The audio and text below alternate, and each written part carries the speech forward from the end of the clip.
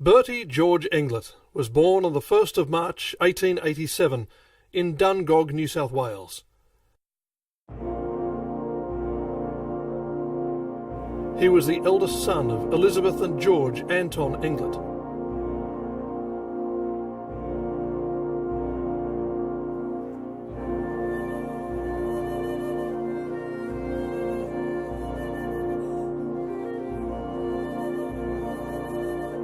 By 1909, Bertie and his family lived in Manila, New South Wales. Bertie was involved with the Manila Brass Band and was recorded as playing cornet and piano, along with his father, who played violin.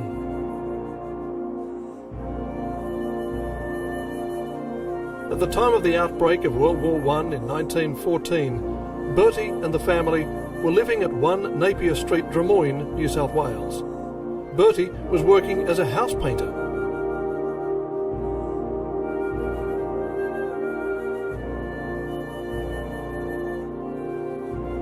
In 1916, Bertie married Ruth Zara Higgins at Balmain South, and they lived at Frampton, 13 Westbourne Street, Drummoyne.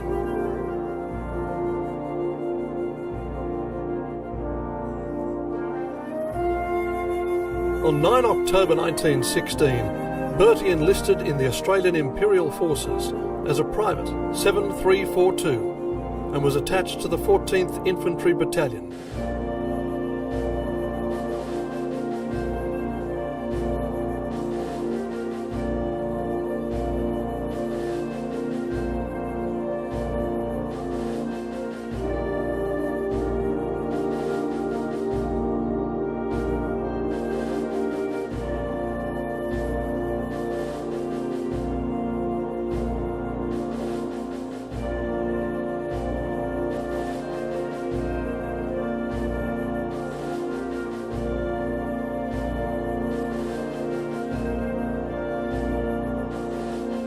The 14th was already famous throughout Australia and known as Jacka's Mob, after their Lance Corporal Albert Jacka, who was awarded Australia's first Victoria Cross at Anzac Cove in 1915.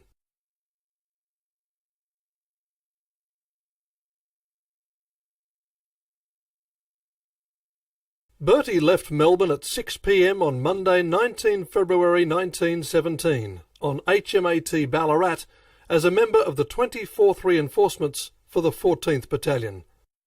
The Ballarat was a P&O liner of 11,120 tons and had 1,600 troops aboard.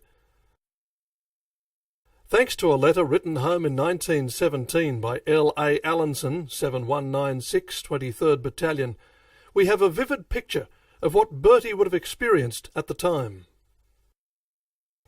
Lengthy paper streamers of every colour were passed by those on the pier to those on the boat, while everybody was trying to get a last look at their families and have a final word before sailing. As we gradually departed on the voyage, the bonds of the streamers began to crackle and break one by one. Ramsay Wood and W.R. Armstrong in the Book of the Ballarat also record the sensation of the streamers breaking, as well as the singing of Keep the Home Fires Burning.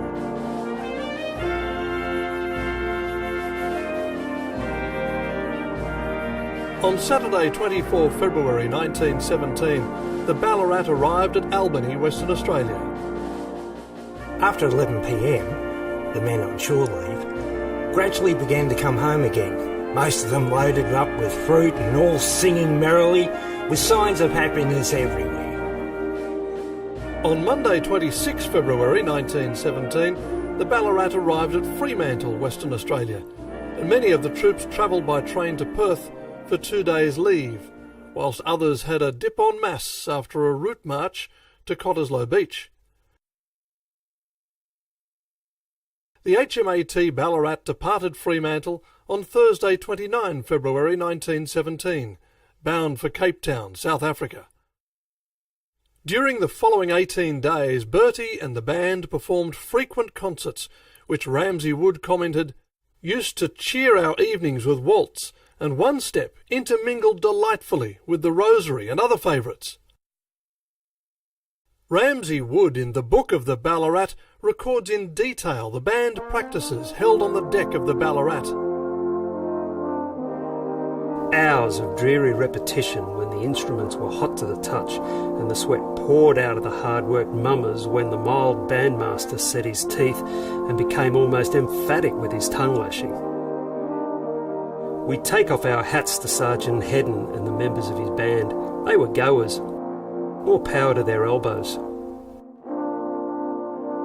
By Monday 19 March 1917, the troops first lay their eyes on Table Mountain, Cape Town, departing on Saturday 24 March 1917 as part of a first convoy of faster ships for England, escorted by an auxiliary cruiser. But within a few days, the steering's gone, causing the ship to sail in circles. Once fixed, the troops had more important things to consider. Food. Allinson notes, Troops start downstairs in hopes of a decent meal, sometimes to find a very lonesome sausage on a large plate, which would lead them to singing, "Starving." On Friday 6 April 1917, the Ballarat arrived at Freetown, capital of Sierra Leone. Allinson notes that Natives came out of their queer-looking canoes and began business of fruiterers. In the bottoms of their boats they had oranges, bananas, coconuts, pineapples and mangoes. However, most of the fellows were broke, so the natives did not do a great deal. They charged very dearly, quite as dear as Melbourne. on Tuesday 10 April 1917, the Ballarat departed Sierra Leone, and on 15 April 1917, Allinson reports that a photographer on board the Ballarat took photos. Bertie sent a copy of the band photo to his parents with the comment, "With love from Bert."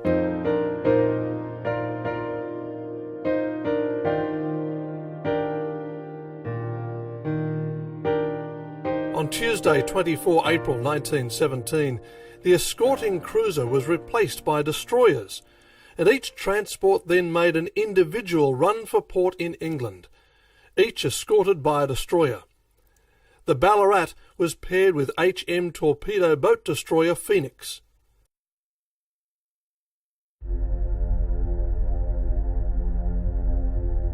On 25 April 1917 at 2 p.m, during preparation for the Anzac service on board, a German submarine fired a torpedo that was observed by many on board. Despite the Ballarat's evasive action, it struck one of the starboard side propellers and holed the aft of the ship. All on board watched as the submarine, which had been chased away by a destroyer, came back, preparing to fire a second torpedo, but was again chased away by the destroyer escort. The ship slowly settled by the stern, but took close to 4 hours to sink.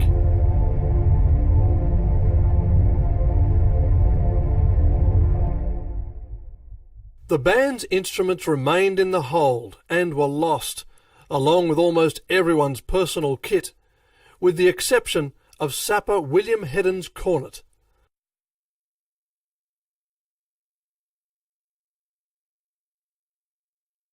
The New York Times reported that as the boats filled and cast off from the ship, Hedden livened things up a bit by playing a range of tunes on his cornet, including "Australia Will Be There."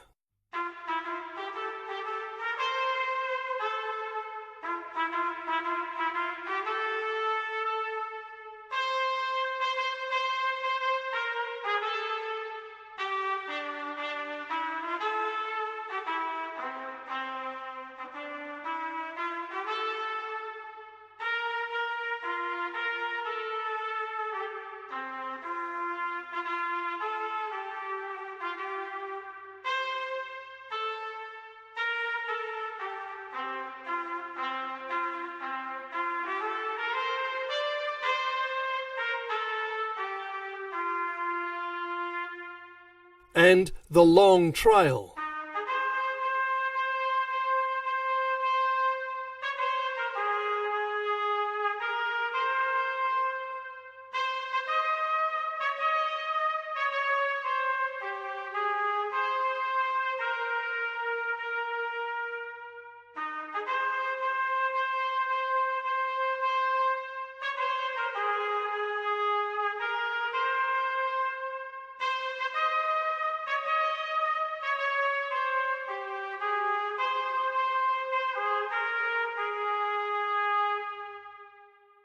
The tune that later stuck in everyone's mind was So Long Letty, a popular number of the period, to which the men sang along.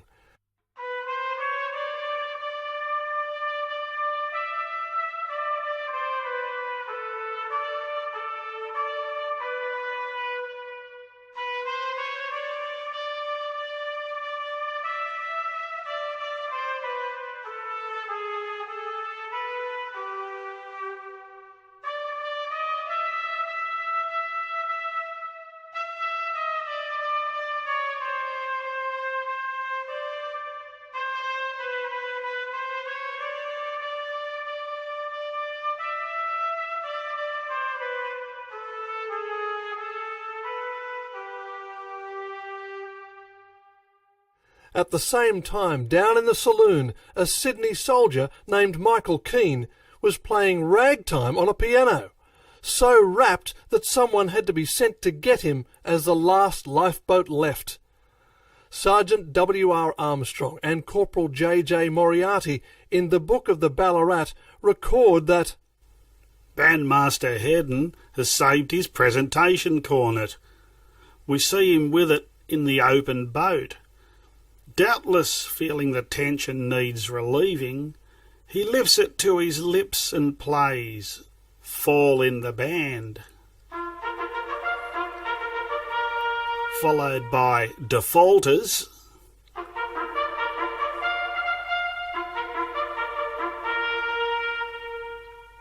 and the ever-popular Cookhouse.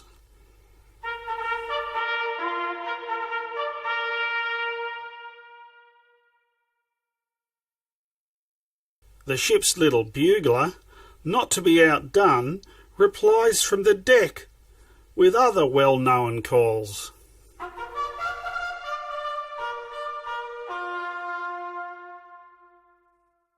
As the Ballarat was the only ship with a band on the convoy, and Bertie was known to be small in stature, he was 5 foot 3.5 inches tall, it can be safely assumed that this bugler was Bertie. After arriving in England, Bertie was accommodated at the Australian and New Zealand military camp in the Wiltshire village of Codford from April 1917 until April 1918. On Saturday 27 April 1918, Bertie was transferred on strength from the 14th Battalion 24th Reinforcements to the 14th Battalion proper and headed to France. At that time, the 14th Battalion was fighting at Villers-Bretonneux, with headquarters, including the band, billeted near Allonville.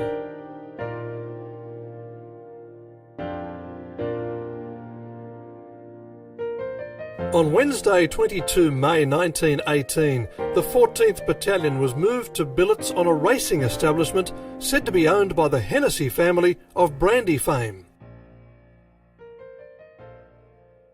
For the next 9 days, the battalion trained, held parades in which the band performed, and played many games of cricket. On Sunday 26 May 1918, Bertie and the band played for a combined church service and parade, where General Sir W.R. Birdwood presented medals and ribbons, as well as saying his farewell to the brigade. The band then led a march past, with the battalion war diary noting, "The units looked very well."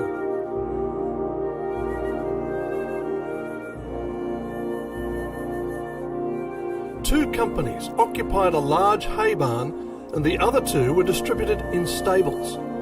The officers were occupying tents in nearby Allonville Wood. In later years, Private William Henry Rutherford, 2635 14th Battalion, drew a map showing the location of the 14th Battalion. Captain R.E. Hayes, 14th Battalion Quartermaster, states that the Higher Command, pursuing its usual policy of diffidence and the safeguarding of lives, this always seemed to be a secondary consideration, turned the farmyard into a motor park for lorries of the 3rd Division. Hayes also states that Colonel Henry Crowther, identifying that the barns were under direct observation from enemy balloons and aircraft transferred one company to billets in the village of Allonville, potentially saving many lives.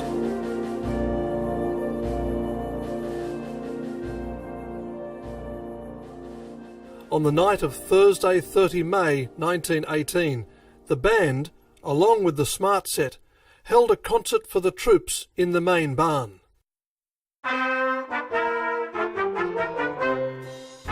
The Smart Set was formed as a Pierrot concert troupe in France by Charles Holt around late 1916 or early 1917, as he recovered from wounds received while serving with the 4th Division, 13th Field Ambulance. In an interview with The Theatre magazine in 1921, Holt recalls that this party performed more than 1,000 times along the battle lines up until the end of the war, and that during that time, no less than 17 audience members were killed outright through a shell striking the structure in which the entertainment was being given. This is an obvious reference to the Allonville incident. However, the Smart Set were not performing at the time of the shell strike.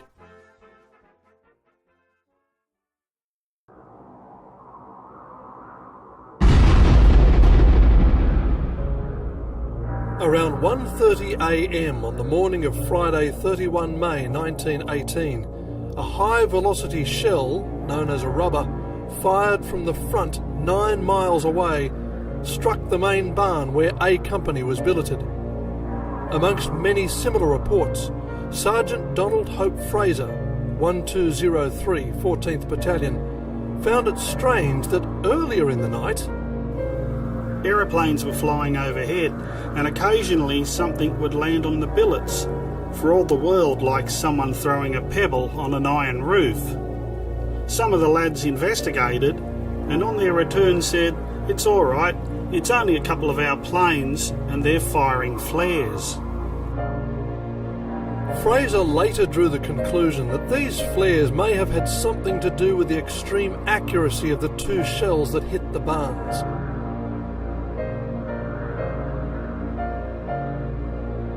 War correspondent Charles Bean's diaries contain very little about this incident, but also support the belief that the Germans were shooting at the nearby Hennessy Chateau, which they may have known to be a divisional headquarters.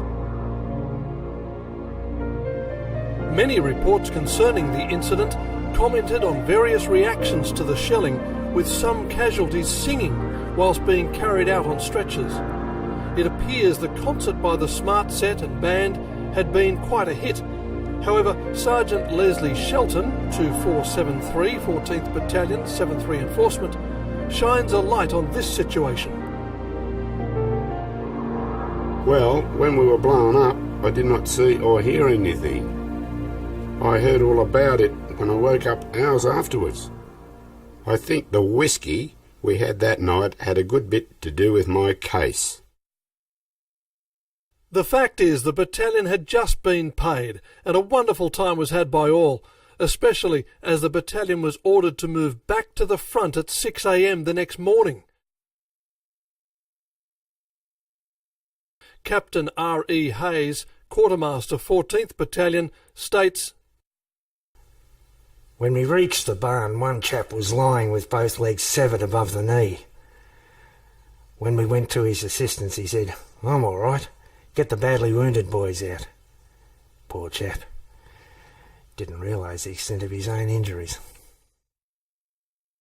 Private J. Anderson, Signaller, 14th Battalion, Company A, was one of the troops billeted in the large barn with large sliding doors, which were closed at the time, facing motor transport lorries parked in a large yard outside.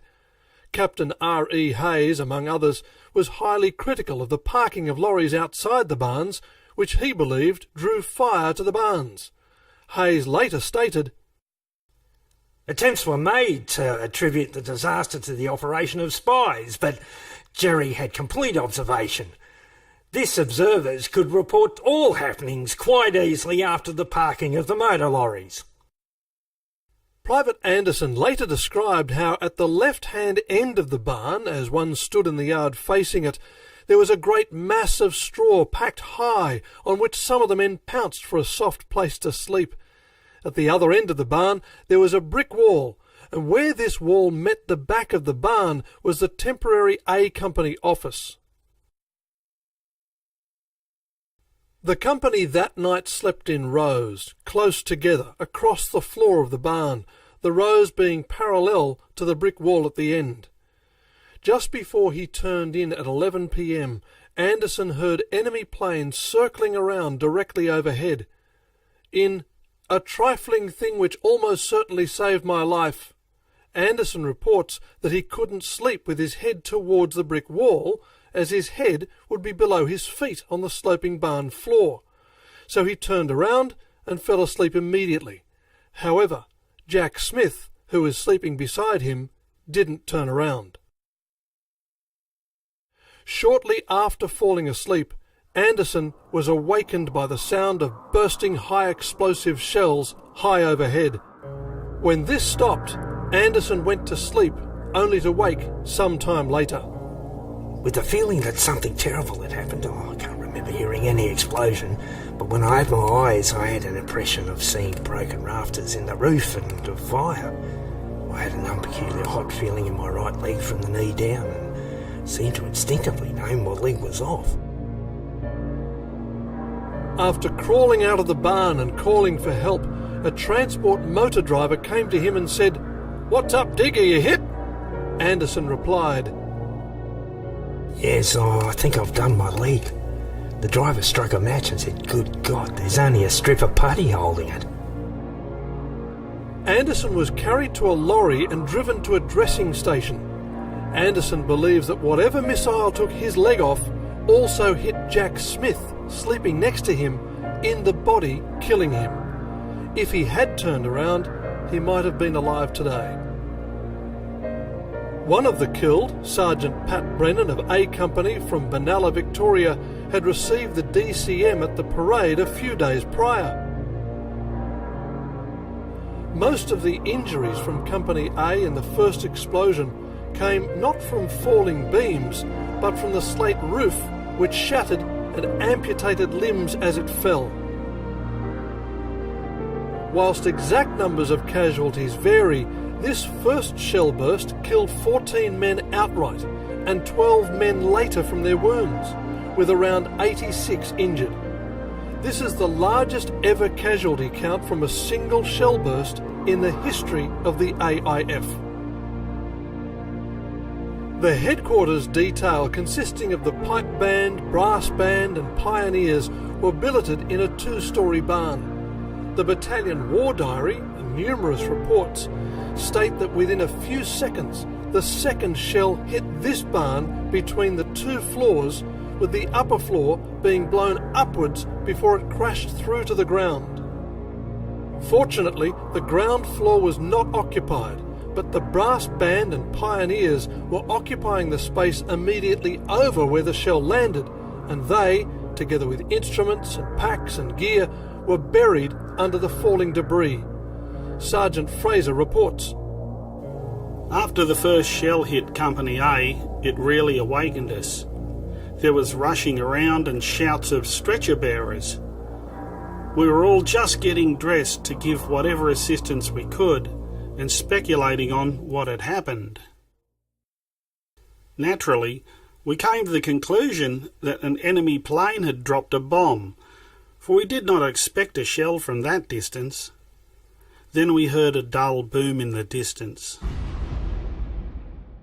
All of us sat quite still, waiting for the explosion. None came for some seconds, and one lad remarked the effing thing must have gone right over, when there was a blinding flash and a roar, and the building commenced to tumble down. After that, all was confusion." Bertie, who was billeted in the loft, was killed instantly. Sergeant Fraser states, "The band had 2 killed. These 2 were lying together, and I think the shell passed between them, for they both had their scalps lifted. In all, 4 persons were killed instantly and up to 17 injured. In a sad side note, Bertie's friend Private William Wootton, 7606 from Rockhampton, Queensland, was transferred from the 15th Battalion at his own request to be with Bertie 27 days earlier. They died side by side and are buried side by side at the Allonville cemetery. Bertie's gravestone bears the inscription requested by his widow Ruth, gently sleeping till the day dawns.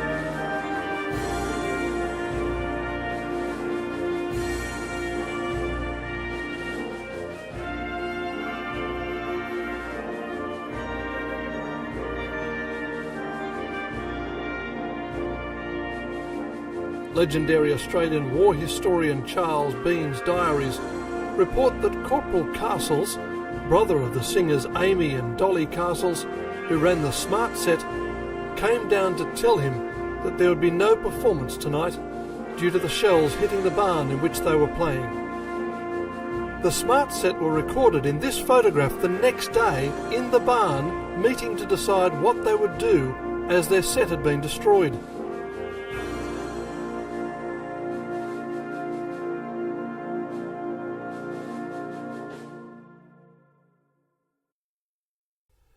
July 20, 1918, Bertie's death was announced in the Sydney Morning Herald. Bertie's widow, Ruth Zara Englert, never remarried.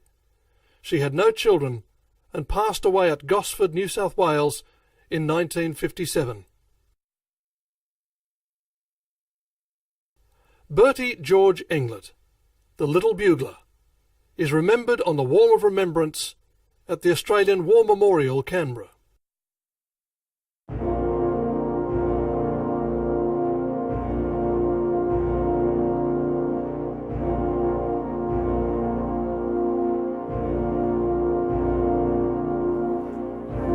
Nearly 100 years later, Bertie's great-nephew Greg Englert, also a musician, performs bugle calls at Anzac services and funerals for returned service veterans. For Greg Englert, however, this is more than a lifelong passion for music and the continuation of an Englert family tradition. This is about ensuring that a century after Bertie's death, the Little Bugler plays on.